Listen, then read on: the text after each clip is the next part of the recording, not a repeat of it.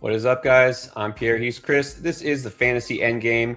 As always, it's Tuesday night. We're here to talk about fantasy football, but usually we'll do the reminders. I'll tell you all the ways you can get in contact with us, be part of our community, but it's going to be a little different tonight. As you know, of course, you were watching that game last night, or even if you weren't, you heard things are a little different today. The tone is obviously different. So it's kind of hard to figure out how to approach this. Honestly, nobody knows. This is uncharted territory. But here's the one thing I want to say. We always are here to answer your questions and comments and help. We're going to do that still, but in a different way. Any super chat that we do get, 100% tonight, all those proceeds will go to Damar Hamlin's charity. You might see right there below, we'll have a link. It's in the description down at the bottom. And then, of course, you'll see it there scrolling. We're going to keep that on all night. All right. And look, we've been through scary situations before. This is different. And yes, it is different. So the Chasing M Foundation, this is where we want to put our attention to. Look, football will go on. There's still going to be games in week 18.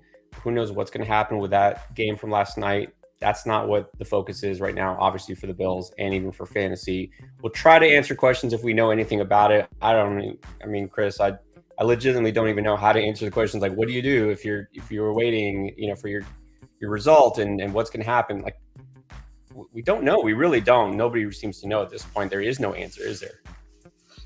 No, I really don't think there is an answer. I think this is one of those cases where it really should come down to each league and whatever that league feels is the right thing to do. And I don't think there's, again, a right or wrong answer here.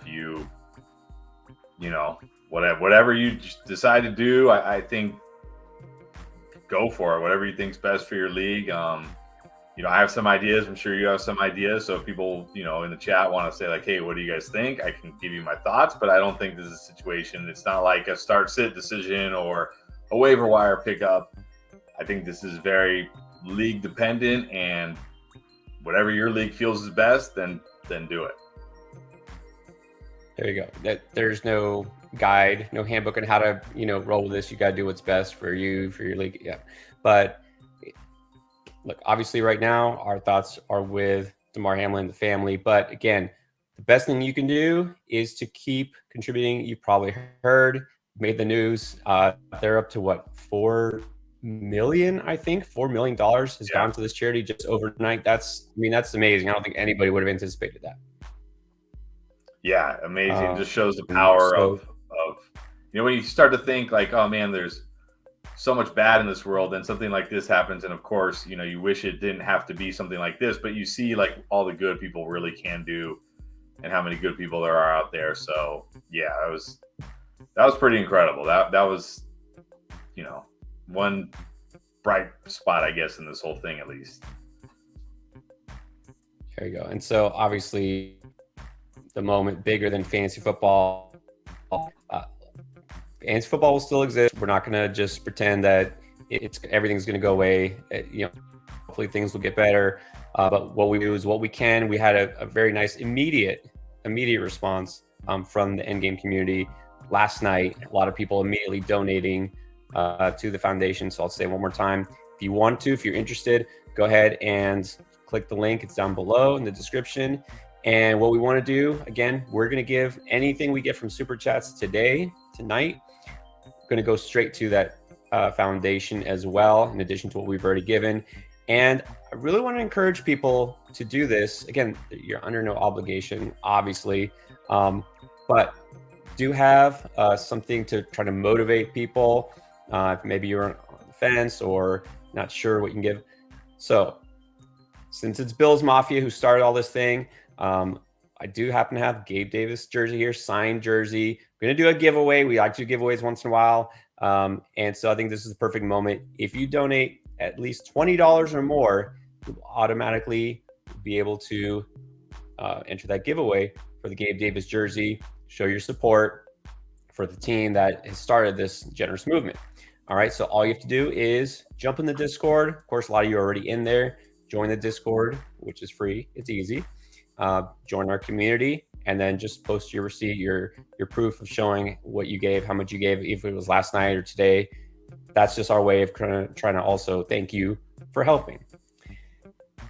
Okay, so let's get to some of the comments already. Some of our guys here, and I'm actually kind of lucky. I wasn't watching the game, which is odd. Usually I'm watching all the games, of course, but Monday night just happened to have a function. It was with my family. I couldn't, I got back at 9:30 or something like that, and then I started seeing all the news. I mean, I didn't even know what would happen. So, Chris, you were watching it as it happened? I actually wasn't. So I don't know what you want to call it, but I was actually planning on doing a live stream for people to jump in and kind of sweat the championship, because we talked about it. A lot of championships came down to that game, right? Because you had two high-powered offenses, a lot of studs in that game. But I had forgotten that on the first of the month, my wife and I do a couples kind of call, and we actually spoke on the call. So I was actually in this room here where I film. We were up here with no TV, but I was, looking at my phone and following like the play-by-play, and I did notice it. Like I saw in the Discord, everybody start like freaking out about it, and then on Twitter. So I mean, like you, I'm somewhat glad I didn't have to see that live, because I'm sure that was very traumatic to see. But yeah, definitely was still, even with that. I mean, it was even still hard to get into like the frame of mind to speak, because I'd seen all that before it was our turn to speak, and so my mind was already like on that, and I had to try to reshift. So even that was tough. But certainly, I could only imagine, or even the players, the fans that were there, the staff, everybody, just yeah.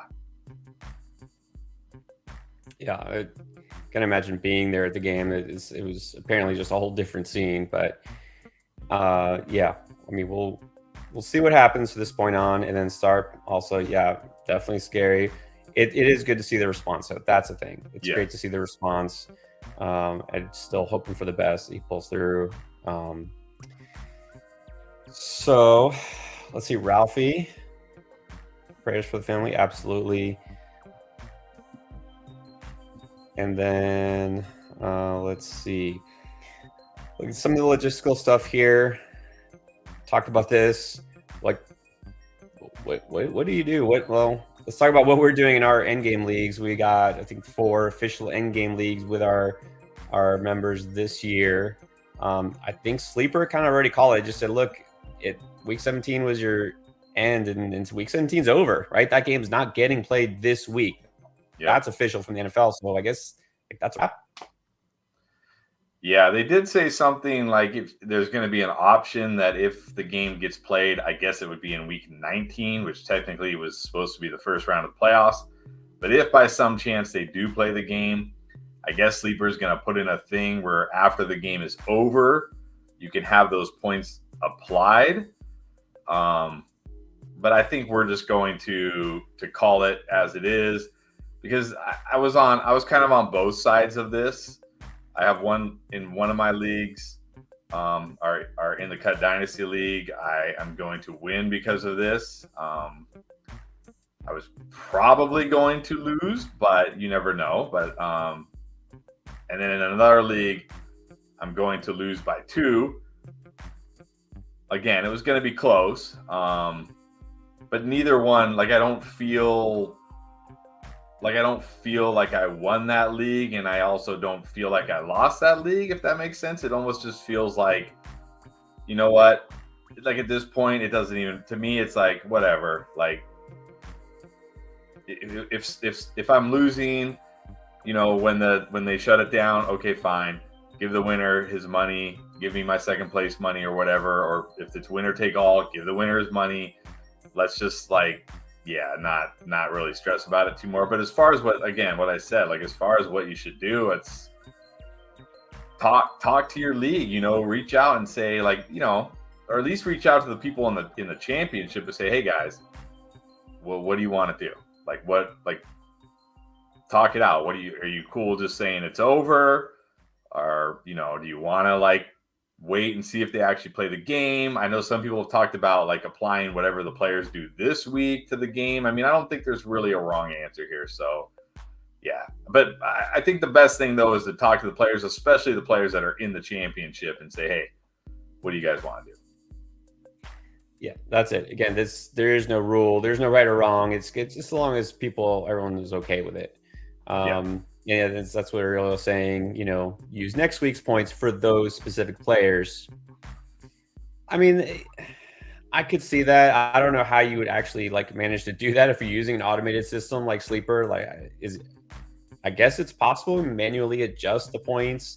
And then but are really people going to be happy with that? Because this guy went off because they played a different team, and then if it would have been against Cincinnati, so there is no right or wrong answer to this. No, that's what I'm saying.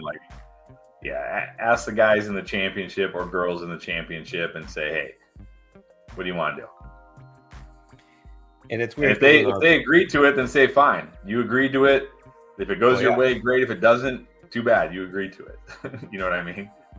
Right. Yeah, as long as everybody's okay with it. But that's the thing. There's just so many players that were in that specific game. And we talked about this earlier.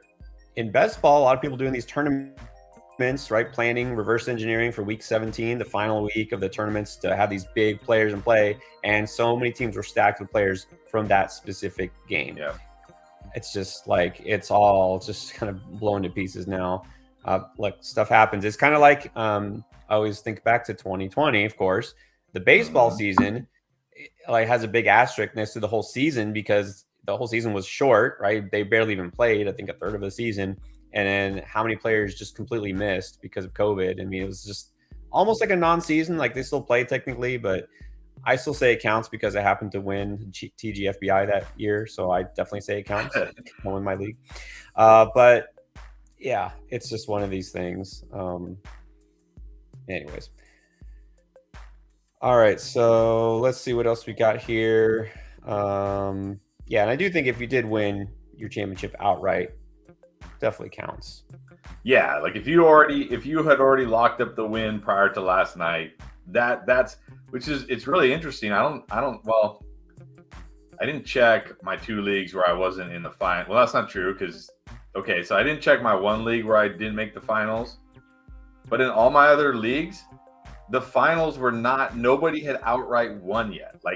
Yes, they might have had big leads, but the other teams still had players or there was still a chance, right? Which is really, I guess it just shows how big that game was for fantasy as far as the studs and all the good players in it. Because like I said, I mean, even in that league, if I went and checked, maybe it's still not over, and it probably isn't. So, but if somehow you had already locked up the win Sunday night after that Steelers-Ravens game, you should feel good. You won the championship, no doubt about it.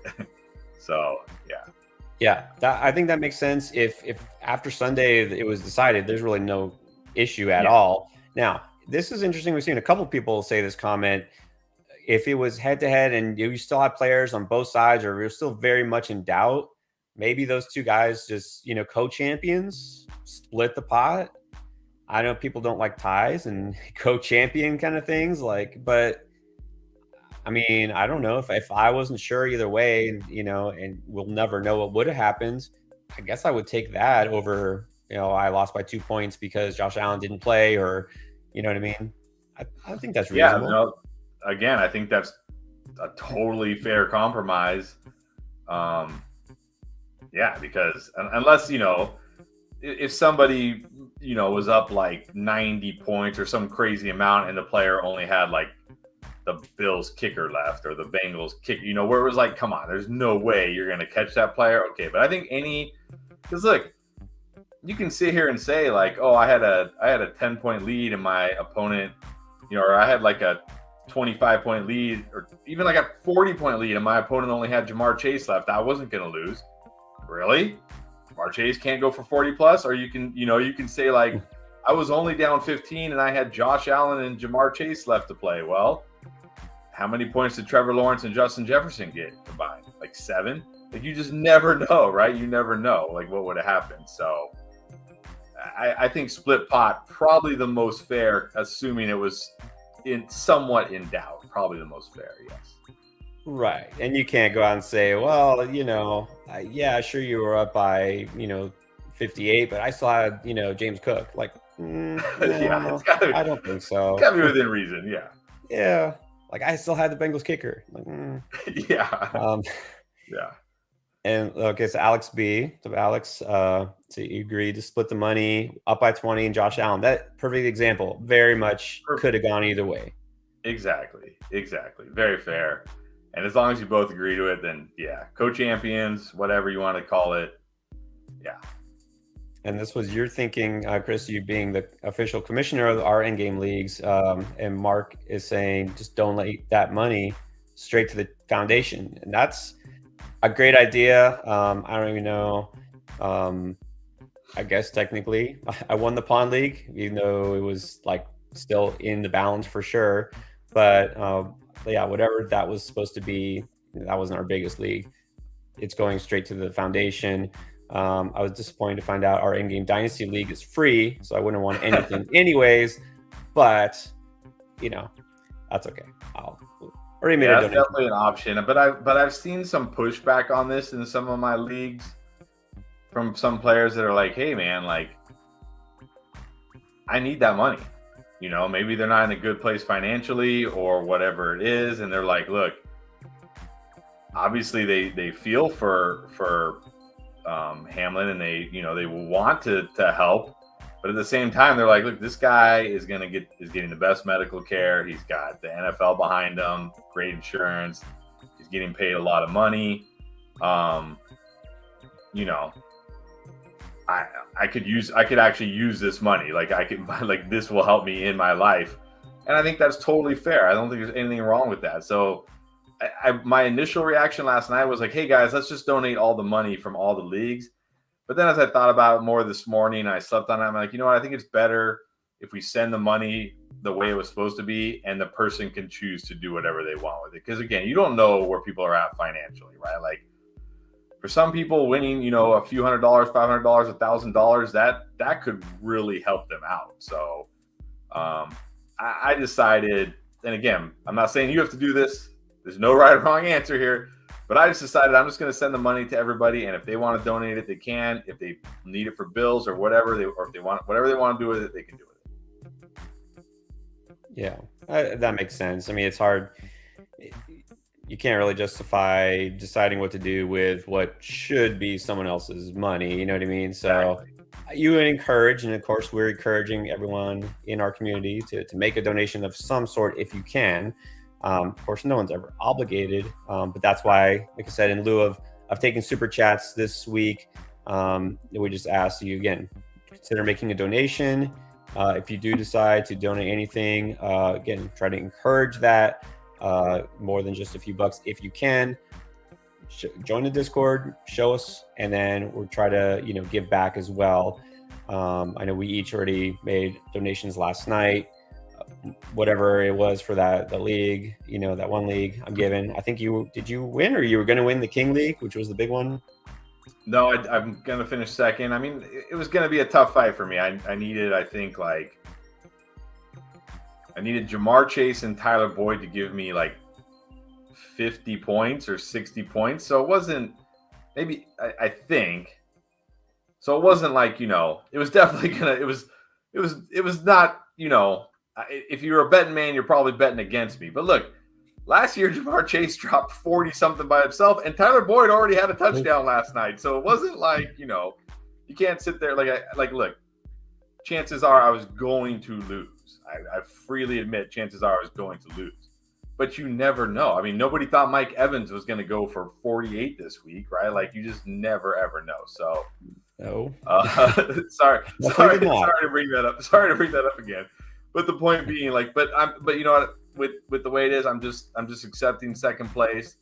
I've already talked to I don't know his real name. I probably should, but Code Blue. I've already talked to him and say you're gonna get your winner's share. I'm gonna take my second place share, and then I think Spicy Roberto got third in that one, which gets their money back, and I'm gonna give him this third place share because it's all through League Safe. And if they want to donate it, if they want to keep it, whatever they want to do with it, that's their choice. Yeah, makes sense. And I will say, happy ending. Well, for me, even though I had Mike Evans on my bench, I technically still won that league. And we still actually, I mean, it's in the balance, but he had, and this was Ale, one of our guys who's been with us forever, one of the best drafters always. He had Stephon Diggs, but I had Josh Allen and Devin Singletary, and I was up by 2. So I probably would have won anyways, but yeah. So Mike Evans didn't cost me a championship, or I didn't cost myself a championship. At least you practice what you preach, and you also bench Mike Evans. At least you weren't like. I always practice what I preach. I will not do like tell you to do something and then do the opposite. No. So I did the dumb thing that I said to do. Okay, so some questions here, and look, I would do our best. Travis wants to know, down 24 with Mixon, is that a situation where you say, yeah, you got it, or you think that he should go for the thing? I don't know. I mean, again, I think it's up to you. Like, if you're like, you know what, I'm fine with second place. I don't want to try to drag this on, see if they play, make it difficult, whatever. Then yeah, just say, hey, look, it's fine. But again, it's up to you. Like, for me personally, I'm like, yeah, fine. Let's just give me my second place. Don't have to make this difficult. But that's me. Some people might be like, hey, because Mixon can certainly go for 24 or more, right? This isn't, it's not like you're down 64 with Joe Mixon, where it's like, yeah, you're probably going to lose. Like 24 for Mixon, I mean, it's on the higher end, but it's definitely within the range of outcomes. So I think it's totally up to you. And, you and the guy or girl that you're playing and the commissioner should all get together and just decide what you want to do. Oh, and a big part of it is, who are you playing with or against, right? Is this like a home league of people though that are your friends and or family? Is it worth questioning or putting up a challenge? Is this a league where people who aren't familiar with each other? Is a super competitive league? Is there a lot of money at stake? In that case, maybe you want to put in a claim as co-champion and just say, hey, let's just split it. If it was, you're gonna get $10 or nothing, who cares? So it really depends. Yeah. Kathy, very unfortunate. Had 2 players get injured on the first play. Murray and Stevenson. Yeah. Look, bad things happen. Obviously, not the exact same situation, but I mean, it's in what we're talking about is this situation of fantasy football, like fluke things and bad luck and just weird happenings. That's part of it, right? This is part of it. I mean, this is a game. We're kind of betting, right? Not officially betting, but we're betting on what we think is going to happen. You're taking risks, right? You're taking a risk. You're not guaranteed to win anything. This is just, you're betting on what might happen. This is just a weird thing that's really not ever happened before.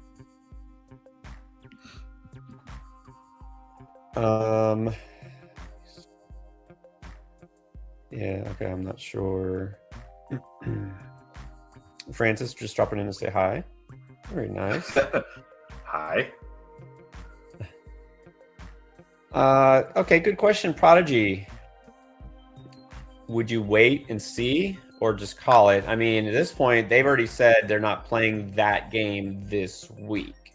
But do you wait and maybe there's the week 19 thing? I mean, you think it's worth it?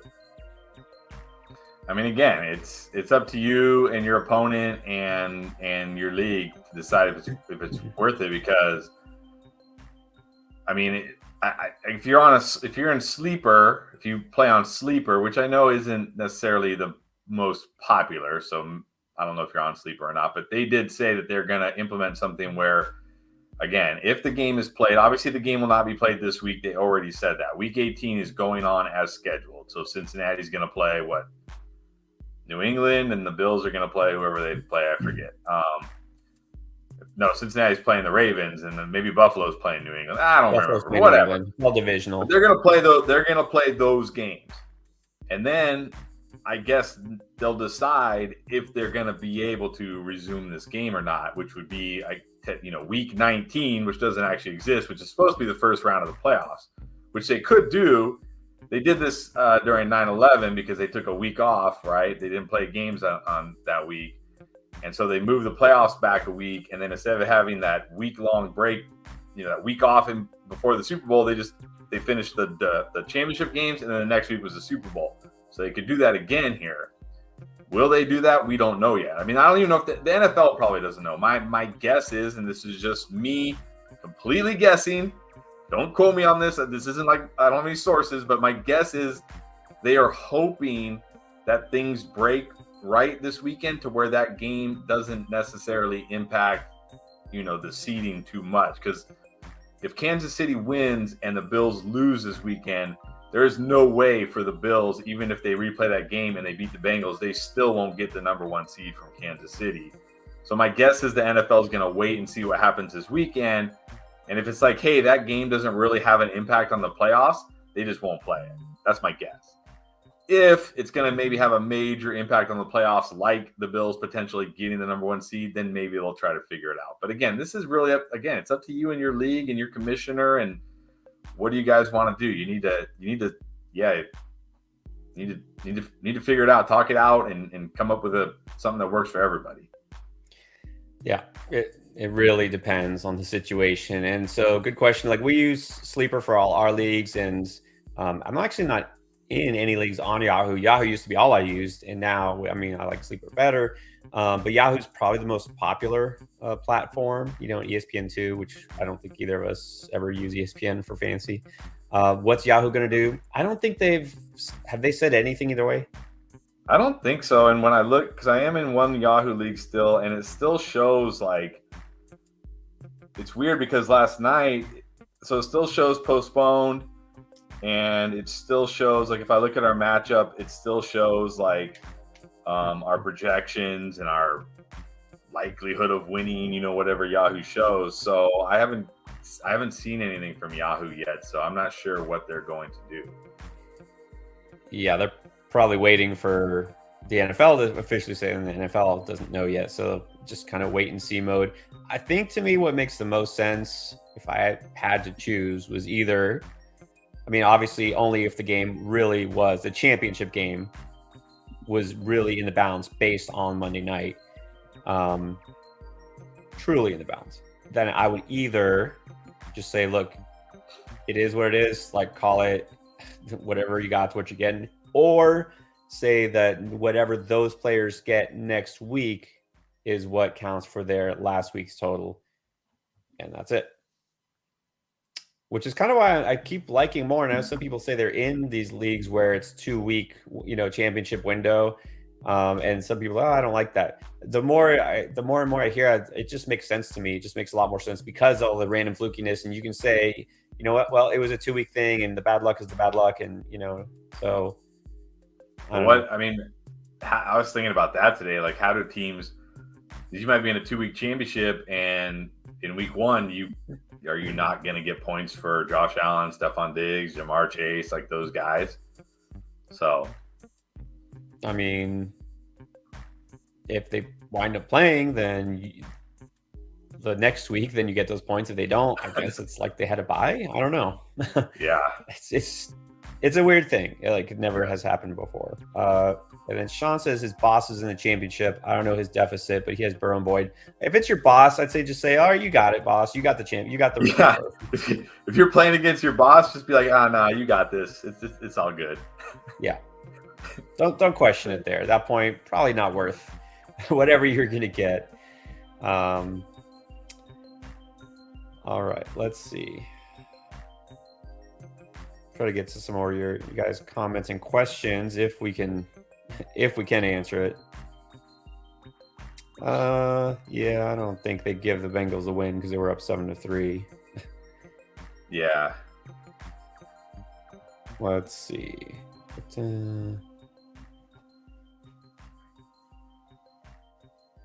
Oh, another Mike Evans comment. Would have won. Grant would have won if your opponent didn't have Mike Evans. Yeah. Yeah, that was. That and Justin Jefferson probably the two biggest surprises of. It was like Justin Jefferson and Mike Evans switched bodies for week 17. Nothing you can do about that. Nothing you can do about that. No, nothing you can do about that. Yeah, this is one I'd say I can see. Lee, 55 points for Higgins in a standard league. Yeah, I don't think that was going to happen. Yeah, especially not in a standard league, because I mean that's tough to do. Yeah. All right, how about this one? Up 40 before the game. They had Bass and Chase. I mean, if I'm betting on your side, but we've seen like Chase can go 30 plus, and then like if Chase goes, let's say Chase goes for 30, you're only talking about 10 for Bass, which he can certainly do. So I mean, certainly you'd have to give your side the edge, but this to me doesn't feel like a no doubt, like, oh yeah, you were gonna win, no doubt about it. Like, yeah, you were probably favored to win, but it's Jamar Chase. So, you know. Now, here's an interesting idea. I'm not saying I like it, but it's interesting. Deputy says use the projected points for those players from that week. So if you had Higgins and Bass was projected for 9 and Higgins was projected for 14, and then the other guy had whatever, you add them up. What do you think about that? I mean, I personally probably wouldn't want to do that because we know how off projections usually are. Right. But again, I don't think there's a right or wrong here. So if that's what your league decided to do, then I'd be like, hey, cool, do it. Go for it. I mean, again, we're talking about something we've never experienced before. So there's no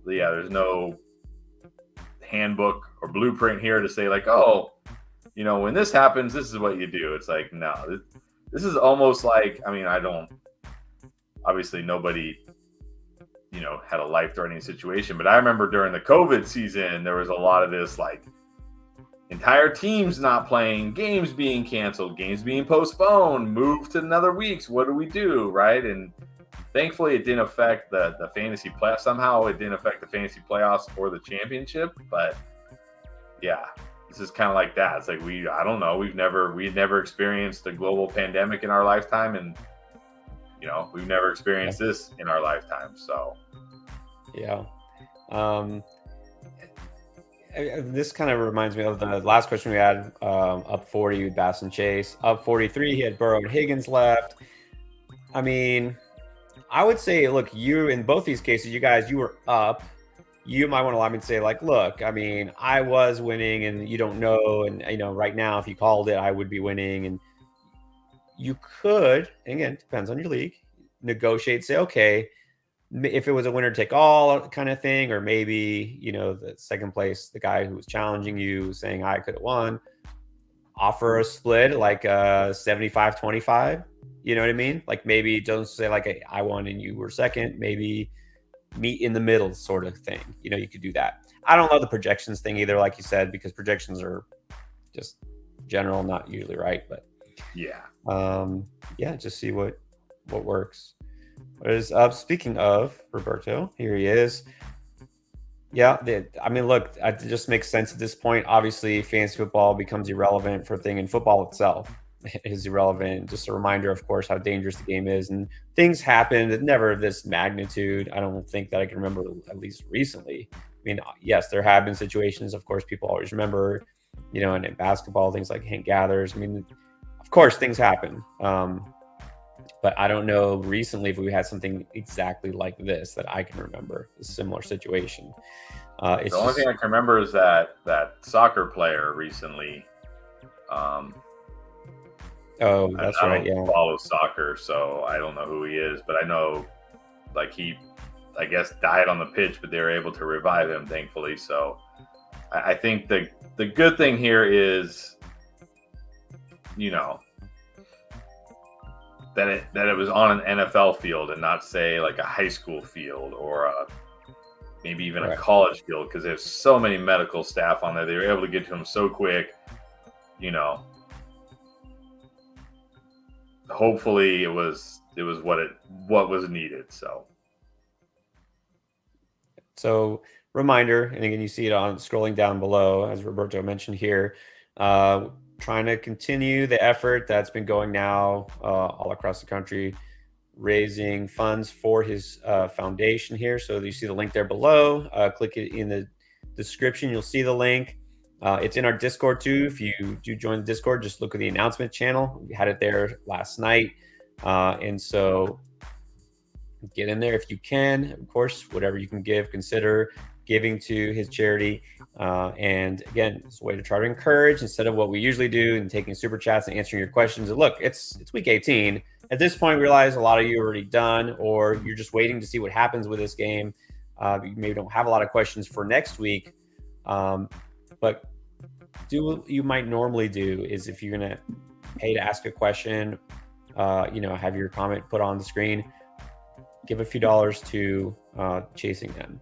All right. And then if you do anything 20 or more, we'll try to encourage this. Again, we'll do a Gabe Davis jersey giveaway. Support Bills Mafia. All right. Try to answer some more of your comments, questions here. Cerulean Dog was down 2 points. Have Burrow and Higgins gets McPherson.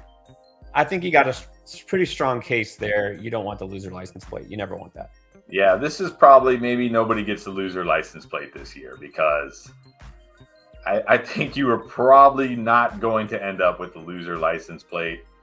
So you shouldn't have to have the loser license plate. I think this is probably when maybe this year you guys just say, hey, no loser license plate this year. Or you like arm wrestle for it or something like that. Yeah. Or you know what? The loser, since you're in the loser bracket here, in the championship or whatever you call it, the consolation bowl, the toilet bowl, you should be forced to play week 18, right? Just make a whole new team. Just a whole new team from scratch or something like that. I don't know. Let's see. David had Diggs and McPherson down 32. Looking for the split. Is that fair? I think so, because again, like,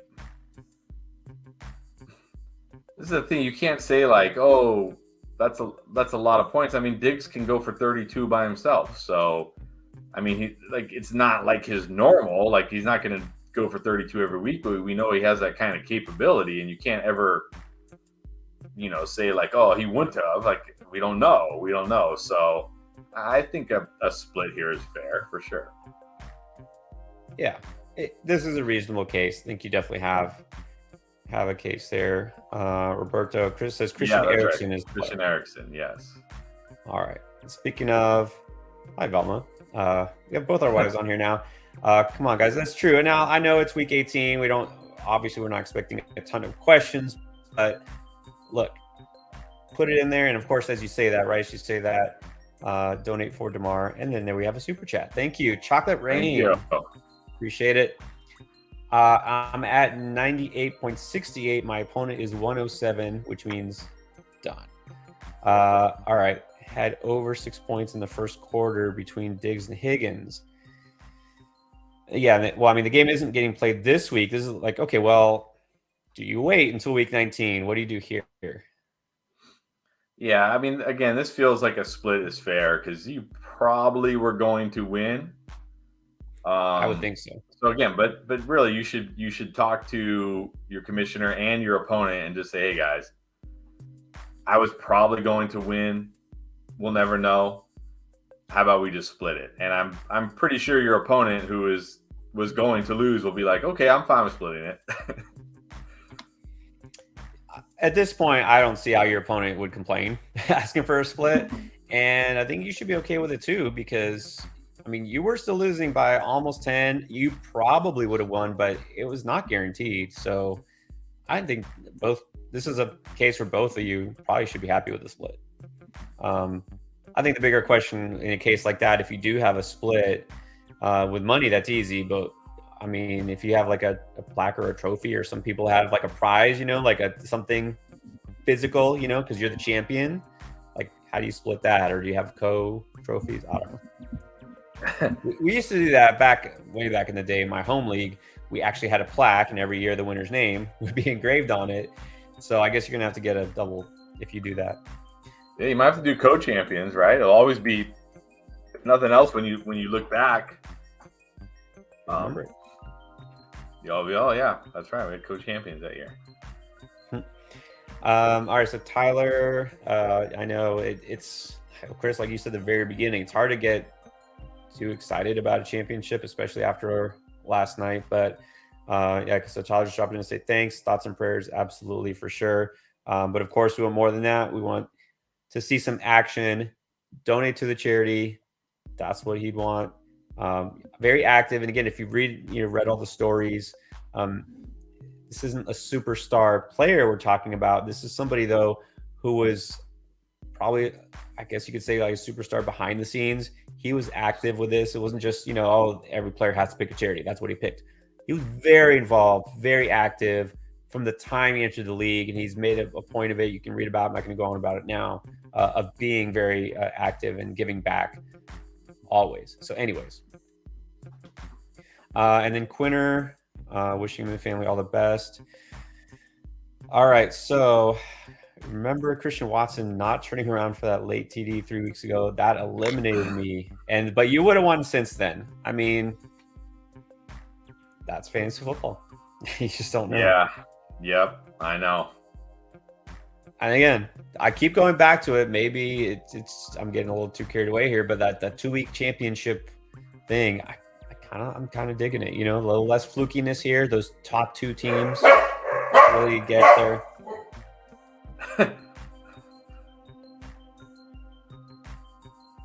Tava who? All right, so got a question here. Oh, we have an actual question. All right, PPR 2 flex, slight lead,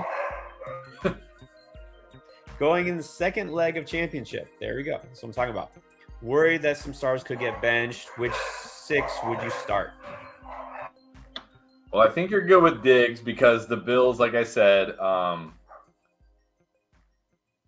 if the Bills win and the Chiefs lose, they're technically tied, or they still have a chance if they replay the game. So I think you're good with Diggs. You're definitely good with Sun God because they're going to be playing to win.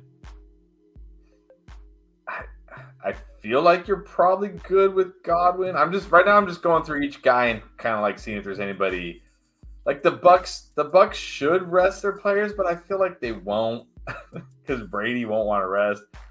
Cooper will obviously play because they're playing for nothing, so why not? I do expect CMC to play a ton because the 49ers, if the 49ers win and the Eagles lose, the 49ers get the number 1 seed. So I do think we'll see a lot of CMC. The Chargers can get the number 5 seed, which means they would play the winner of the Jags-Texans game. So I think they will play hard. So I think we'll see a lot of Eckler. We'll obviously see a lot of Mixon because they're playing the Ravens for the division. So they're going to play hard. We're going to obviously see a lot of Etienne because they have to win to make the playoffs. So I think out of this group, I'm going to eliminate Godwin because he's the one guy I feel like may not play that much because they don't really have anything to play for. So 1, 2, 3, 4, 5, 6. So we got to eliminate one more guy.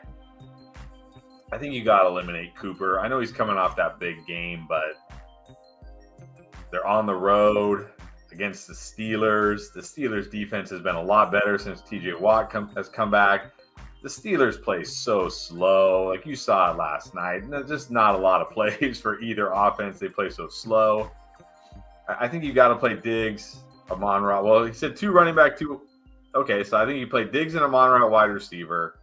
You go CMC, Eckler at running back, and then I flex Mixon and Etienne. So before I give my thoughts on this, 2 questions. And I really don't know how to ask this. With Diggs, assuming Buffalo just plays when they're normally scheduled to play and Sunday and they go on and they face New England, any concern, any thought, how are they going to react? How's this team going to come out and respond? You know what I mean? Do you worry about that at all? Is it just, that they're just not into it?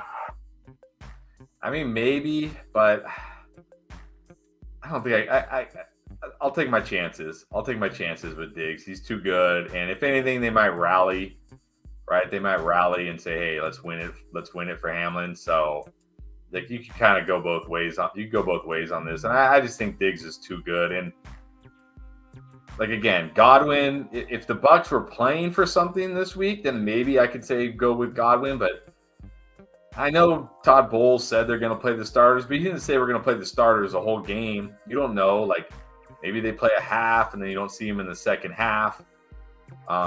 So I just feel like with the options here, I'm going to bench Godwin because you have good options. And then Cooper, again, just because he's in a tough spot on the road, I'm going to go ahead and bench him as well. But these are all really good options normally.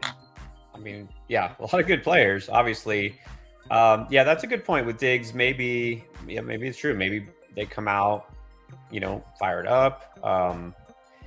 I would still start Diggs. Amon-Ra, you have to start Amon-Ra. Obviously, Detroit's got everything to play for. Completely agree. And guys, you'll see we still have our start sit videos this week. Running back, wide receiver, quarterback, tight end, going to be tough. Like, we just don't know exactly what's going to happen, but we do our best. And we did talk about Tampa Bay, even though technically Todd Bowles said, yeah, we'll probably play the starters, but didn't say they're going to play the whole game. Didn't say how hard they're going to play. Yeah, I think Godwin's way too risky. CMC, I was going to ask you too. I know they say, oh, now he's got an ankle thing, and maybe he plays, but maybe he doesn't go all the way because maybe they're winning against, big enough that after the halftime they don't need to go all out. I don't know. Are you worried at all about CMC, or you have to play him anyways? Yeah, unless he starts missing practices here, I'm not worried because again, they're going to be playing at the same time as the Eagles, so it's not like they play after the Eagles and it's like, oh, the Eagles won. Okay, we can't get the bye. They're not going to know. They're going to try to win that game. And as we've seen, like last week, I mean, he played like 93% of the snaps. Like they are riding CMC right now, and I don't see that stopping. So I think you got to roll with them again. Yeah. I figure even a half of CMC is good enough, right? Yeah. So receiver, I think you go Diggs and Raw. At running back, CMC and Eckler again, unless they say Eckler's not going to play, which he'll play. And then I think Etienne is a must start. I'm tempted by Swift. I don't know. I mean, he actually showed up last week. Again, Detroit needs to come out, but I know Green Bay's defense has been like amazing. I didn't even see Swift there, but I think I still go Mixon over Swift. Yeah, I think you have to go Mixon. I know it's a tough matchup against Baltimore, but Najee just had a nice game against them, and the Bengals are. You don't have to worry about like Joe Mixon only playing 30% of the snaps randomly and barely touching the ball like you do with Swift. Bengals playing the Ravens for the division. This is the Bengals win this, they win the division. They're going to play hard. They're going to play the whole game. I do like Swift this week, but I just feel better about Mixon. And especially now, not knowing what might have happened on Monday night, Bengals definitely still have to keep trying to win. So, yeah. Yep. All right, there you go. So, sit Godwin, Cooper, and Swift. And then Quinner, thank you for the super chat. Much appreciated. Adding to the total. Fantasy is cruel very often. And what is the one user? Fantasy football is pain. Yeah. Like actual, well, not physical pain. It can be physically painful sometimes. Yeah, like if you're one of those people who punch your wall. Oh, and this is Quinn. He said, I guess he changed his name and his pick don't have the flowing blonde locks showing. So, but it's Quinn. Yeah, but you should feel good, man. You came from like you were dead in the water and you came back and made a run. You should feel good about that. That's tough to do. That's right. He was 0-4 and he said it down there. All right, Quinn. Appreciate that. Glad to have you here. And then Don, good to have you back too. Okay, in the championship playoff, what do you do with Saquon? Well, this is tough, and we are doing our start sits this week, and the running back one will come out tomorrow morning. Of course, we talk about Saquon. This is tough because the Giants have nothing to play for this week. They're locked into, I think, the 5 seed. They can't move up. They can't move down. They're just stuck there. I just don't see the Giants giving Saquon Barkley. I could really see like him not even being active, honestly. I could see him just sitting Saquon Barkley because you need him healthy and ready to go. You're not going to win a playoff game if Saquon Barkley's out. So, yeah, you just got to really monitor it this week and see what happens. But I would not be surprised if Saquon Barkley doesn't even play this week. Yeah. I mean, not knowing all your options, I think think you kind of have to sit. Really, not a good matchup. We go into detail, of course, in the video, which is I think tomorrow going to come out. The running back one tomorrow, right? Yeah, running back one coming out tomorrow morning. Yep. Which, by the way, of course, a little different with week 18 being not quite as pressing. We're still doing our usual stuff, but the schedule, everything is a little bit off this week. But if you didn't check out today's video, I have to say, each week, Chris, topping yourself, finest work yet on the thumbnail. Today's video, I mean, I was okay. I'm not gonna lie. I was a little like I was gonna do it last night after the game, but of course, I felt like this is probably not the best time to put out a video like this. And even this morning, I was still a little like, eh. But I think it's going over well. I think people are like, hey, that was good. I needed that laugh. So, okay. I was still a little like on the fence. Yeah. Roberto again, join the Discord and the Patreon, definitely. And look, I know season is either over or about to be over. Obviously, we got some comments here. A lot of people still playing for week 18. We don't stop. We're here all off season. We're going to still meet up with the patrons every couple of weeks or so. We'll have Patreon only mock drafts. We will be mock drafting basically until next season starts. Yeah. Not even exaggerating, like we really are. Get some best ball stuff in there. We'll have some draft content. We'll have videos. So stay tuned. But absolutely great community. And again, this is actually the second week in a row. I don't think we've ever talked about it, but last week, kind of randomly, one of our guys, Keith, one of the best, one of our longest, I think it might have been one of the first guys ever to join the Discord, right, Keith? Yeah, he probably was, because Nate was actually, I think Nate is technically our first member, because he's the one who even suggested we do the Discord. We set up a Discord. I think he actually helped me set it up. But Keith is very good friends. Nate and Keith are very good friends. So I'm sure Keith was right there with them as one of the first, I'm sure.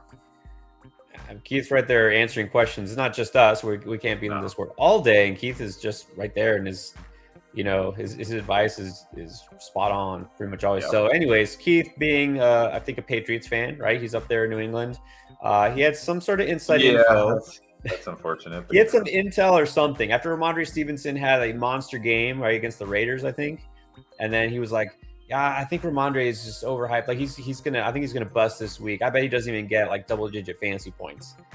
He was like, 50. He was like out there like $50 bet. Whoever loses has to donate to the charity of the winner's choice. And I was like, all right, I'll take you up on that. And what do you know? Ramondre Stevenson had like 12 yards or something. You didn't even get like 2 fantasy points. So there we go. And so, I donated, and he's like, I'll donate it too. And then we had, just like that, out of nowhere, out of just a random side bet, we got like $200 something to St. Jude's, just because. Yeah.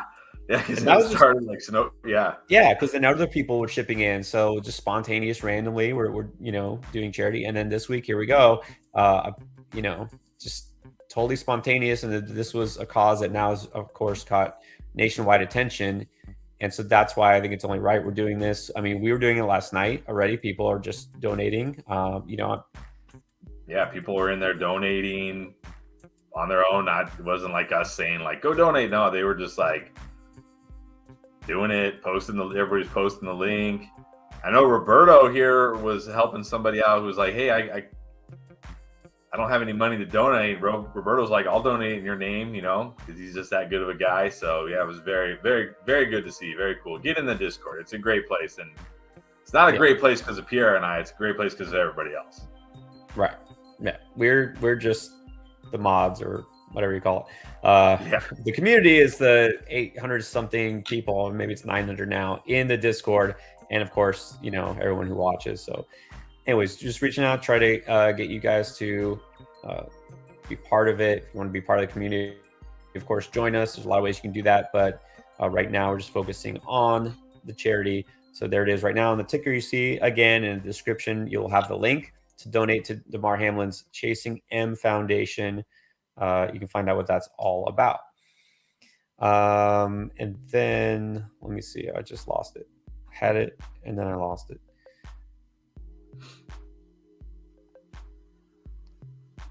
Always happens. I have a something queued up, and I was about to show the comment, and then I lost where it was. Anyways, get back to it. Well,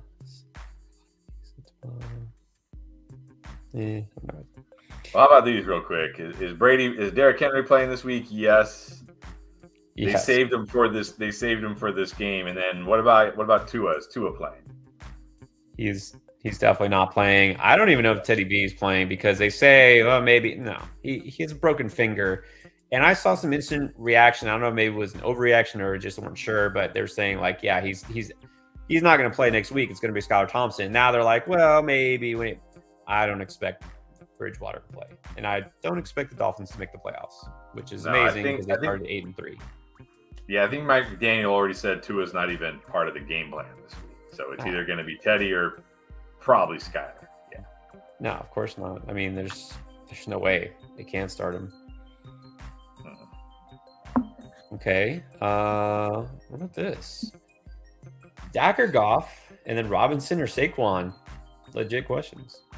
I think you got to go Dak. So the Cowboys also have an outside shot. They have an outside shot at the number 1 seed and a decent shot at the number 2 seed, if I'm not mistaken. So they can get the number 1 seed if they win, and the Eagles and the Niners both lose. Now, okay.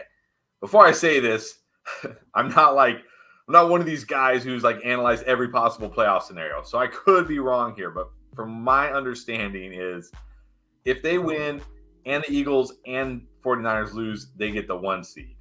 If they win and the Eagles win or one of those teams lose, I think they get the 2 seed. Again, I could be wrong on that, but I do know that they are in play for the number 1 or the number 2 seed. So I got to think, because even though the number 2 seed doesn't get a bye, at least you guarantee yourself home field until the conference championship, right? You get those. That's still important. That's still really important. So I think the Cowboys are going to play hard. I think they're going to play to win. Goff on the road against Green Bay after what they just did to Kirk Cousins. You really want to start Jared Goff this week? No, thank you. I'm going with Dak. And then I think you got to go Robinson, unfortunately, because, again, I don't think Saquon's going to play. Or if he does, it might be like a quarter or a series or two. I mean, if you hear that, like, if Brian Daboll comes out and says, we're playing to win, we're playing our starters the whole game, then, yeah, go Saquon. But I don't think that's going to happen. So I think you're going to have to play Robinson.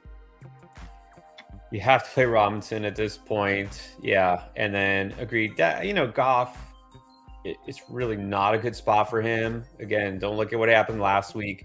On the road, we know Goff on the road. Oh, okay, yeah, but 2 weeks ago, he was great on the road. That wasn't against Green Bay. Green Bay has won 5 in a row now, 4 in a row, 5 in a row, and it's because their defense is allowing less than 17 points a game. Their defense is averaging, I think, 3 turnovers per game over the last month.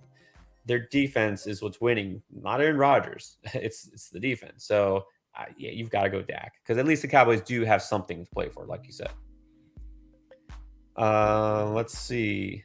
This is surprising. You lost your fantasy championship on the Kenny Pickett touchdown pass. Oh, I remember this.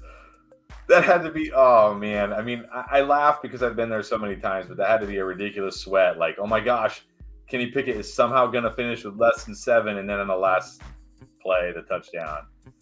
That hurts. That definitely stings. Yeah, Kenny Pickett. Who would have known?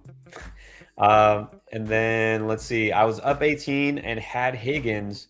He had Josh Allen. What do you do in that situation? I mean, again, if I had to bet, I would probably bet on you. But it's not like I wouldn't feel great about it. Like I wouldn't feel like, oh yeah, this is in the bag. Like this is a close one. This is one to me where, like, again, it's your league. It's up to you and your opponent, your commissioner, or whatever. But to me, this feels like a good time to just say, hey, co-champs, split the winnings if there are any, and call it a day, because this really could have gone either way. Yeah, I think this is a split situation. You just look at it and just be like, you know what, anything could have happened. Probably you had the advantage, but Josh Allen could have gone off. I mean, you could definitely see Josh Allen scoring 25, 30 points. There's no guarantee Higgins has a big game. So Yeah. This is a case where it's too much up in the air. I think you probably do the co-champion thing. All right. Let's see. Was down 1 point in PPR. Had Devin Singletary and McPherson. He had Bass. Kicker, battle of the kickers. Yeah. Again, probably a good situation to split here. I mean, I would bet on if I had to bet, I would bet on your side because you had Singletary. Not that Singletary was going to, I mean, who knows? Singletary might have done nothing, right? Because if he doesn't score and catch a bunch of passes, he might do nothing. And you never know with kickers. Like McPherson, like you never know which kicker is going to make 4 field goals in a game randomly, and the other one's only going to make like 4 extra points. And you're going to. So to me, this also feels like a good idea to be like co-champs and split it. Yeah, I would think. Like, I mean, you could say, well, you look at projected points, I would have won because I had the running back and the kicker. But there's no way to know that kicker would have outscored the other kicker. And, the other guy could say, well, I was winning. You know what I mean? And my kicker already had a field goal or something. Yeah, this is a split. There's really no way to settle this because that 1 point difference. Yeah. All right, good question. We did mention next on this offseason next year. Sarp wants to know, who do y'all think's going number 1 next year? I think it's going to be Jefferson. I know he just had a terrible week 17, but I think people will forgive him for that. I mean, he was so incredible all year, and like I know Eckler was incredible, but I think there's still like some doubt in people's mind. Like, okay, he's going to be 28. Is he going to catch 100 passes again? Is he going to score all these? I think Jefferson. I mean, you don't ever, it always does feel like people as we get closer to draft season, they can't help themselves and they just have to take that running back with the one, like they have to draft that running back first. But I think for most of the offseason, it's going to be Jefferson. And for me, it's going to be Jefferson. I don't care that he only got 1 catch in week 17. The guy has 17, almost 1,800 yards, 30 something catches. Like, I mean, yeah, it's going to be Jefferson for me. Well, look, I'll say almost, yeah. Well, like a lot of people will just want to take a running back just to have a running back, but I think most people would take Justin Jefferson 1, except who won't is anybody who had Justin Jefferson this year and lost in the championship because of him. But look, I'm taking Jefferson, and I know I've said this before. This is going to be recorded, not just live, but on record. I will be going 0 RB in almost. I'm not all. I'm not going to say all because I'm in a lot of leagues, but I'm going to get a stud receiver more often than not in my first pick. Look at running back. It's just so. I mean, and even if you get that stud, Christian McCaffrey was the exception. Was he not? Of the first round running backs this year who were drafted, who really carried you? Like, would you rather have had any of the other running backs who were drafted in the first round this year, or Justin Jefferson? Right. I think Eckler was towards the back end of the first round, so I think it was CMC. It was CMC and Eckler. I don't know. Maybe because I didn't have CMC on any of my season-long teams, just because I never got like one of the top 2 picks, and that's usually where he went. I feel like CMC was very good, but I mean, let me know if you had CMC this year. Was he really like? Do you really feel like CMC carried your team the way Eckler and Jefferson did? Let me know. Maybe I'm wrong. Maybe he really did. I feel like CMC was just very good, but not like Eckler level good or Jefferson level good. We're just week in and week out, they were winning your matchups. Obviously, Jefferson didn't in week 17, but I mean, look, a lot of teams that had Jefferson were in the finals because they had Jefferson, like for no other reason than they had Justin Jefferson winning them week after week after week, 30 points, like every week, just dropping 30-point games, winning your weeks. And same with Eckler, right? Eckler, it seemed like every single week was just dropping huge games, scoring double-digit touchdowns, catching 8 passes. Yeah, Tyler. So Tyler does say this. Yeah, he definitely picked it up with the 49ers for sure. Definitely picked up with the 49ers. Yeah. But you have to remember when he was drafted, and a lot of people took him number 1 or 2. He was with the Panthers, and by midseason, the Panthers, it was pretty obvious it was like a sinking ship. Well, then he gets traded to the 49ers. I mean, obviously that changes things. I mean, he's the one guy I would say maybe, but look, think about guys who were drafted, especially toward the end of the first round. Now, Eckler was the exception, right? Eckler is a guy that obviously you wanted, but besides him, look at the guys, again, end of the first round. Stephon Diggs, Devontae Adams. I know, I get it, but look, last week he showed up. CD Lamb. I'm happy taking those guys and being, set with a stud receiver at the end of the first round as opposed to, I don't know, who knows what you're getting. So anyways, probably it should be Jefferson. I get some people would take CMC. Some people might take Eckler next year, and I don't think that's bad. I don't think it's not a bad decision. Yeah. All right, Kendrick with another tough one here. Do y'all think James Cook takes over as the RB1 for the Bills? I can't ever see James Cook as an RB1. I'm looking it up because I don't really know what is Devin Singletary's contract. I know he's still on his rookie deal, but was this the last year or is next year the last year? Let me look. I don't know. I don't know, offhand. I don't think he's going to be a free agent, but I could be wrong. Yeah, I don't think so, but I just don't. To me, like James Cook never projected as like an RB1. I mean, I know, and Pablo's saying you can't look at Dalvin, but there's like a 20-pound weight difference between Dalvin Cook and James Cook. Not only that, Dalvin Cook was a workhorse in college. James Cook wasn't. Like, they're not the same guy. They're not this. They just aren't. It's like look, Michael Jordan had a brother too, and I'm not saying James Cook is not on this, but I'm just saying, like, just because your brother is great doesn't mean you are. And I think James Cook is going to be a good running back in the NFL, but like a true workhorse RB1, I just never saw that for James Cook. I don't think he can handle that kind of a workload, that kind of a usage. But I think he can be like a very solid, 1B type of guy, like we've seen down the stretch, like get, half the carries, get a decent amount of receptions. I could see him being that for sure. I could see him being even maybe being the 1A next year with Singletary as the 1B. I could see that. But I think, and this is why we keep saying stop overhyping Buffalo Bill running backs, whoever it is, whether they draft somebody or sign somebody, it doesn't matter. No one's going to be a workhorse back, right? This is not a run-first offense. So there's only so much that you can expect out of any running back in that offense. I mean, obviously there's upside there because scoring touchdowns, pass catching to some extent now with a new OC. But even if you say, well, he's the starter next year, it doesn't mean he should be a starter in fantasy necessarily. Low end RB2 maybe at best. So yeah. What do you think about this? No, not this. Travis Kelce, a top 5 pick next year.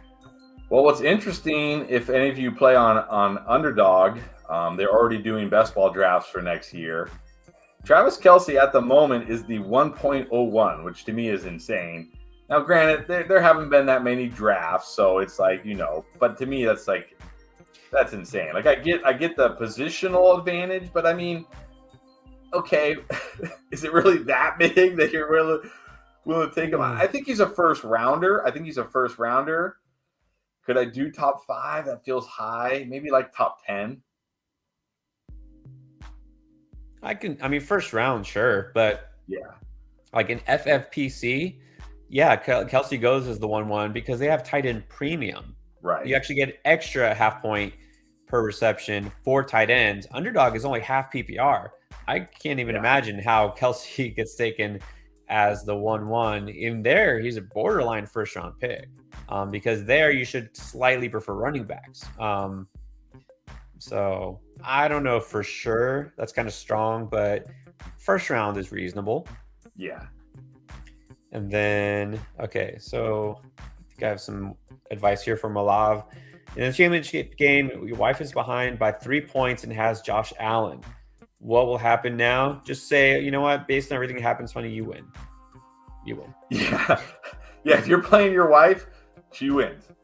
She wins. Say, hey, you would have beat me. I concede. That's called a win-win. Trust me. Yes, that she wins and you win. Okay, this is not in the first round discussion, but since we're talking next year, a lot of you looking ahead next year. Calvin Ridley on the Jags. What do you think? Yeah, I don't typically, I guess, like promote my wins, but I did say I really thought the Jags offense was going to be one of the better offenses this year, and it'd be better, and Trevor Lawrence would make the leap. But it definitely looked dicey there for a while, but it eventually happened. So I think you got to feel very good about Calvin Ridley on the Jags next year, because you got to think, another year with Doug Peterson, another year with Trevor Lawrence, more experience. Hopefully he'll get some playoff experience this year. They should beat the Titans. I think you got to feel pretty good about Calvin Ridley next year. Yeah, they're passing plenty. Trevor Lawrence shown that he can sling it. And that actually brings me to a point if you play Dynasty. Probably a lot of people aren't even thinking about Calvin Ridley or remembering. Like, somebody's got him stashed, but I think this is a good time right after the season, I should say, maybe after this week, to sell Zay Jones for whatever you can get. Yes. And try to sell, not low, but maybe try to see what you can get out of Christian Kirk, because I'm not going to see that target share. And look, Christian Kirk did go over 1,000 yards even before this week. But that target share is not going to be there. And he was still pretty inconsistent. It was very volatile, and he'll be fine still next year. I'm not saying like ditch him. He's not going to be involved at all. But I think his value might take a slight hit. So anyways, just saying, Zay Jones, his value's got to go down. Yeah. If you play Dynasty, just thinking. All right. What about Reek? I mean, I guess let's just assume Tua does play next year. Yeah, as long as Tua is back and cleared and is good to go, I think Tyreek top 5. I mean, should we? Like, who would be your top 5 right now, assuming a PPR league? I don't want to talk about, no offense to people, but I don't want to talk about standard or even half PPR. Just give me your PPR top 5. If you're put on the spot right now, which you are, you're put on the spot right now. Who's your top 5? It's gonna be all wide receivers. No. Okay. Jefferson has to be 1. I still think you put Jamar Chase up there, 2 or 3. I mean, there's no reason not to. This year you can say, "Oh, he wasn't worth the number 1 or number 2 overall pick." I mean, he got hurt. It happens. Like, I'm not going to hold that against him. Where do we place Cooper Kupp? Because it was like just a lost season for the entire team, not just him. I don't know if I can say it, because he'll come back and he'll be fine because he didn't have like a torn Achilles or anything. Matt Stafford supposedly is coming back, so I guess we'll just assume he's the quarterback. Is Sean McVay coming back? Some people think he's not. So if everything stays as is, I think you have to keep Kupp as a top 5 pick, don't you? Yeah, I mean, you look at every healthy game, he is every single one. Playoffs, regular season, every healthy game Cooper Kupp has played with Matthew Stafford, he has been awesome. He's had I don't think he's had a single game where he is busted with Matthew Stafford. I think his worst game is like 16 PPR points or 15 PPR points. I think as long as Stafford is back next year and Kupp is back next year, I think he's got to be in that top 5 for sure.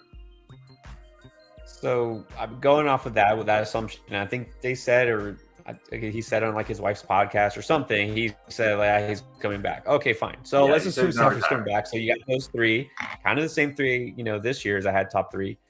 I'll put CMC 4. And then I don't think I would put Eckler in the top 5. I don't know. I don't think. And look, here's what's tricky about that is we said, watch for the touchdown regression this year, right? Watch out. Okay, well. Yeah, well. Not so much. But still, I don't know if you can count on that. I mean, look, rushing leaders and especially rushing touchdown leaders really don't repeat very often. So You have to draft Eckler in the first round, Yeah. but I don't think that I can, put him in the top 5 necessarily. So, and then I love Saquon, but I don't know if I love him enough to take him over a stud receiver like Tyreek. It's either between Tyreek Hill or probably Stephon Diggs. Yeah, so I go Tyreek, assuming Tua's back. Yeah, I think I agree with you. Jefferson, I still got to have Chase at 2. He just has that incredible upside every week. I think you still have to have Kupp. He's got to be in there. If Stafford's back, and, everything's back to normal, I think, then I probably put CMC at 4.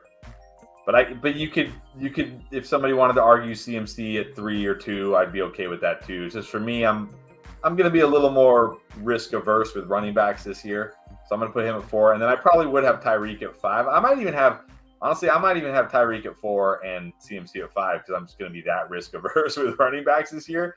But again, that's my top 5. Those are probably my top 5 at the moment, and Diggs definitely has an argument to be one of those guys as well. And Eckler probably does, honestly, but I probably too high for me. And Kelsey might even have an argument to be right there too, maybe just outside. That's probably where I would be at. Yeah, I can see Kelsey first round, definitely not top 5, but it'll be interesting. There's still obviously a lot of what ifs. Speaking of tight ends, a lot's going to change. Speaking of guys we forgot about, like Calvin Ridley, Kyle Pitts. How high does he go, or actually, how low does he go? Well, here's the thing. I think early in the offseason, we're going to see him going pretty late because there's going to be a lot of recency bias and things, and people are going to forget about Kyle Pitts, to be honest. They're just going to not think about Kyle Pitts because he didn't play. He didn't do anything all year and then didn't play the last half of the season. But as we get closer to draft season and people start talking about him and start saying, hey, look, the Falcons, it's just Drake London and Kyle Pitts, and that's really all they have, because I don't really think maybe they'll draft a wide receiver, who knows. But I think his stock will start to rise, but I don't think we'll see him in the top 5 tight ends just because he had such a bad year. But I still think he'll be in that top 8-ish. Yeah, it's exactly what's going to happen. Pitts will go low, mid rounds, and then the later it gets, the sooner we get to the football season and he's in training camp, we're going to see the ADP keep going up and up and up and up, and then the hype will start again. Oh, we forgot how good he is. And yes, a lot of it depends what they do in the draft, obviously. Are they really sticking with Desmond Ridder next year? Are they going to get a quarterback? Who knows? But assuming it's all the same, and maybe they add a receiver, so it won't spike. That's true. What pick are they at right now? Are they have a top 5 pick right now? That's a good question. I don't know. I haven't looked just yet. I don't like to. What if they let's say they trade up, let's say they end up, I don't know what pick they have. What if they traded up for the number 1 or number 2 pick and got Bryce Young or CJ Stroud? I mean, people would then be all over Kyle Pitts again. Oh yeah. Right now it says they're number 7. Yeah, so they could certainly, because the number 1 pick is probably going to be, I think they said the Texans. Yeah, Texans. Number 2, Chicago. They're not going to take a quarterback. See, Chicago is definitely a team that will probably trade back out of that pick. I can easily see the Falcons trading up. I mean, I can see other teams doing it too, but I could certainly see if the Falcons aren't sold on Desmond Ridder, and I don't know if they are or not, I could see them trading up that the Bears trading down to 7, and the Falcons trading up for 2 and going after whoever's left between Stroud and Young for sure. Which probably Stroud, but you never know. Based right now, of course, season's not over, but based on the way it is at the moment, teams currently ahead of the Falcons who could realistically take a quarterback, assuming not trading up and anything. Houston, Indianapolis. Probably not Detroit. You think Detroit takes a quarterback? I don't think so. Probably not. I mean, maybe if one falls to them, but I doubt they would trade up. And But the Seattle, Bears, man, if the Bears end up with the number 2 pick, what a great spot for the Bears to be in this year, because you're going to have 3 or 4 teams behind you that are desperate to get up to that 2 spot, right? To leapfrog the other teams that are ahead of them to make sure that they get that quarterback. And the Bears don't need a quarterback. What a dream spot for the Bears. Like, they should be able. The Bears should really be able to turn that number 2 pick, assuming they end up there, into quite a few good pieces, right? Because you could probably trade back. Like I said, you could trade it back to the Falcons for a 7 and probably get them to throw in a couple more picks, like maybe a 2nd rounder, maybe like a 4th or 5th rounder, something like that. That's what they should do. I think that's always smarter, and they're not trading down. I mean, if you're swapping a team like Atlanta, a few picks, you're still going to get a stud. I mean, only thing I could think is maybe, assuming Bryce Young goes first, they could get, a guy they think could anchor their D-line like Jalen Carter, just take him. But considering he kind of was a no-show in that bowl game, that might worry some teams, but still, I think if he has a good combine and everything's good, he'll still go super high. But we'll see. And then Roberto, all right, he's got his top tight ends here. Kelsey, Andrews, Hawkinson, Kittle, Goddard, Schultz. Sound good? I'm still going to have Andrews at 2. I mean, of course, a lot's going to come down to Lamar, because Lamar is a free agent. They never were able to work out a deal. Assuming Lamar is back, I think you got to have Andrews at 2.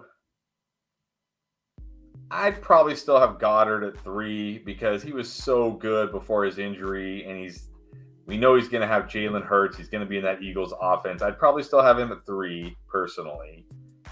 Kittle and Hawkinson, I could go either way on. You got to think we're probably going to see Trey Lance next year, assuming he's ready. I don't think. I mean, unless they go, maybe if they win the Super Bowl, and then we'll see Brock Purdy. But I don't know. I think we're still going to see Trey Lance, which so that you still have a little worry about Kittle. So maybe I put Hawkinson ahead of him. And then after you get past those guys, it's like flip a coin really. Yeah, these guys are kind of interchangeable. I mean, I think Kelsey, Andrews 1, 2, yes. I might have Kittle 3, Goddard 4, Hawkinson 5, but I'm not going to reach on any of those guys or be disappointed if I land any of those guys. Schultz, remember, didn't sign a contract with the Cowboys, so if nothing happens this offseason, he'll possibly be another team. That's not good. So I don't think he's guaranteed to be a top 6 tight end next year if he's not in that Cowboy offense.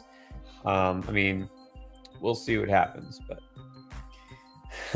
all right, another good question. Kendrick's full of the good ones today. Let's do this one. What if Tom Brady goes to Vegas? What does that make you think about Davante Adams? I mean, how could you not put him as a top 10 pick? I mean, I don't know, because you just saw what Brady did to Mike Evans this year, and you think like, oh. You just saw what Davante Adams did with Jared Stidham. I mean, that's true, but I mean, I don't know. Like, we're going to have to really see how Brady looks here in these final games with the O-line getting healthier. He should have Ryan Jensen back. I don't know if I'll have him back this week, but he should have him back for the playoffs. That O-line will finally be mostly healthy. If he doesn't look good in the playoffs with a healthy O-line, then we have to really start to wonder, okay, maybe his best days are really finally behind him after all these years. I don't know. I don't know if it'd make me feel any different about Davante, to be honest. I don't know, maybe. But the one thing about Stidham and Derek Carr is, like, Derek Carr, we know is a guy who will just force feed Davante Adams even if he's not open. And Stidham, being inexperienced, probably is also willing to just say, hey, you know what, Davante Adams is my best player. I'm just going to chuck it to him and hope he makes a play, which he did, which is what he was doing in that San Francisco game. It was like, please make a play. Tom Brady's not like that. Tom Brady, if Adams isn't open, he'll gladly check it down to Hunter Renfrow or Matt Collins or Jacobs out of the backfield, assuming he's back, or Darren Waller. He'll spread it around, right? He's not one of these guys who's like just going to throw it to Davante Adams 15 times, but I don't know if I would like. I don't think I would lose my mind if just because Brady went to Vegas on Devontae Adams. Well, I mean, look, it won't catapult him in the top 5 for me. That's I wouldn't say that, but he's already like, to me, it just doesn't matter. He's a first round pick no matter what. He's kind of quarterback proof that from what we've seen. Yeah, so definitely. I don't think it really makes a big difference. But no, I wouldn't draft him like over Jamar Chase just because Tom Brady's there. So like if anything, I think a big boost if that happens to Hunter Renfrow. Then I might be interested in him. He loves some slot receivers, and he's a guy who's good hands there when he's healthy. So, and then whoever they happen to have at running back next year, as their third down back, which who knows who that will be next year. Guessing not Amir Abdul again, but we'll see. All right, guys, if you have any more questions, by the way, just one more time, I want to remind you, trying to still get going what we started last night, just spontaneously as it's been happening all around the football community, donating for Damar Hamlin's Chasing M, right? Chasing M Foundation. The link is in the description. You can click it and check out the GoFundMe right now, and it's down there scrolling at the bottom. So our community has already given, and we want to just promote that to those who maybe aren't in the Discord or just aren't aware of that, maybe haven't been keeping up with things. So check that out. If you're not in the Discord, definitely recommend jump in there. It's easy and completely free. So we will be around still to help with your Week 18 questions later this week. And thinking about it, Chris, actually, we talked about it was Saturday. Now that we know that there's actually Saturday games, there's 2 games on Saturday, we might have to push it to Friday night. So probably Friday evening we'll be on here again for a time. Anybody's got questions, start sit for Week 18. As far as we know right now, I think NFL has said the Week 18 schedule is not changed, right? It's set as it's been set since yesterday. Yeah, I think the only thing they haven't determined is the time of the Ravens-Bengals game yet, but I think everything else is staying the same. So, yeah. So 2 games on Saturday. One of them a very big game for real-life implications, Titans and Jaguars. And then everything else right now set for Sunday. We're still putting out regular content, as always, start-sit videos. So check out those coming out the next couple of days, running back, wide receiver, quarterback, tight end.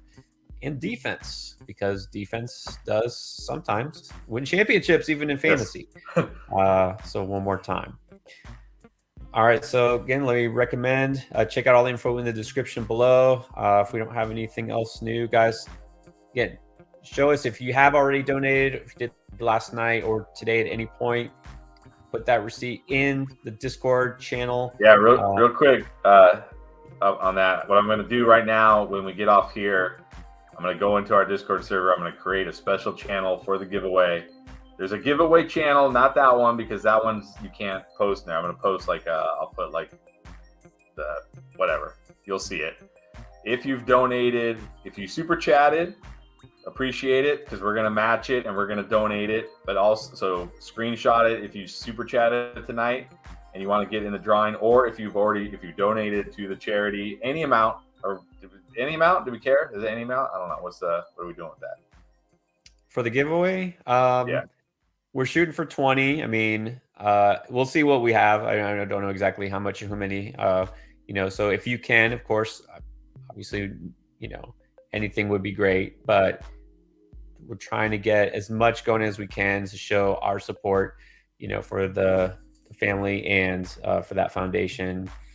So shoot for 20, but then I guess we'll see what happens. So. Shoot for 20, but post whatever the confirmation in there. Post it in there so we can see, okay, yep, you did it, and then we'll draw a winner. There you go. All right, guys. So thanks for being with us again. We'll be here Friday evening, and good luck if you're still in play for Week 18. And thank you for joining us.